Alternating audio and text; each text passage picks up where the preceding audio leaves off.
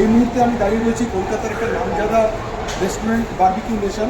আপনারা জানেন বলে বারবিকিউ নেশন, সেই বারবিকিউ নেশনের সামনে দাঁড়িয়ে রয়েছে। আর কিছুক্ষণের মধ্যেই আমি ভিতরে ঢুকবো, ঢুকে চব্যচুষ্য ন্যায্য পেয়েও এই খাবারগুলো খাবো। কিন্তু এই স্বাধীনতা দিবস, স্বাধীনতা দিবসে এই সমস্ত খেলে কিন্তু শরীর স্বাস্থ্য ভালো থাকবে। হ্যাঁ, এটা শুধু আমার না, তমাম ভারতবাসীর জন্য ভালো হয় না। তাই এই যে ট্রাই কালার কিন্তু আমাকে শেখায় বা আমাদের শেখায় আমরা কি দৈনন্দিন খাবো, সেই কালারটা কিন্তু আমরা এই পতাকা থেকেই দেখতে পারি। অতএব এই খাদ্য অভ্যাস কিন্তু আমাদের সবসময় চেঞ্জ করতে হবে। দেখুন যে আমাদের যে ফ্ল্যাগের উপরের যে কালারটা, সেই কালারটা হচ্ছে স্যাফরন।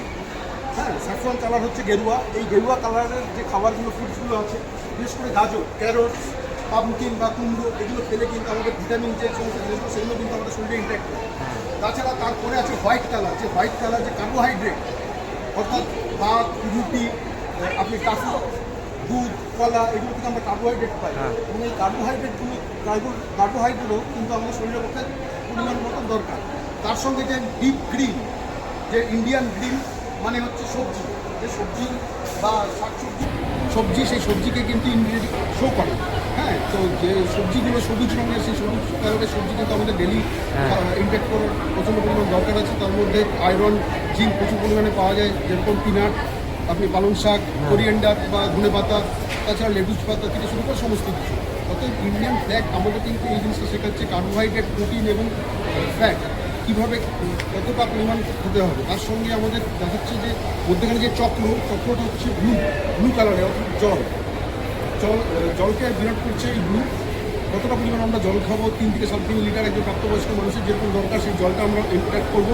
এবং গোল, যে চক্রটা যে গোল, সেই গোলটা ফলকে বিরাট করছে। এবং এই ফল 7 দিন আমরা 7টা খাওয়ার চেষ্টা করবো। অতএব টোটাল যে খাদ্য অভ্যাস, সেই খাদ্য অভ্যাস কিন্তু আমাদের জাতীয় পতাকা বা ন্যাশনাল ফ্ল্যাগ, যে তিরঙ্গা যে পতাকা, সেই পতাকা কিন্তু আমাদের দৈনন্দিন জীবনে আমাদের যে খাদ্য অভ্যাস কী হবে সেটা কিন্তু নির্ধারণ করে দিচ্ছে।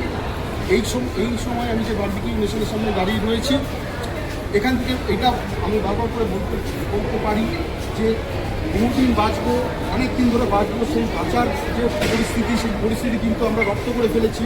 কতদিন সুস্থ থাকবো সেই জিনিসটা কিন্তু আমরা এখনও কিন্তু রপ্ত করতে পারিনি।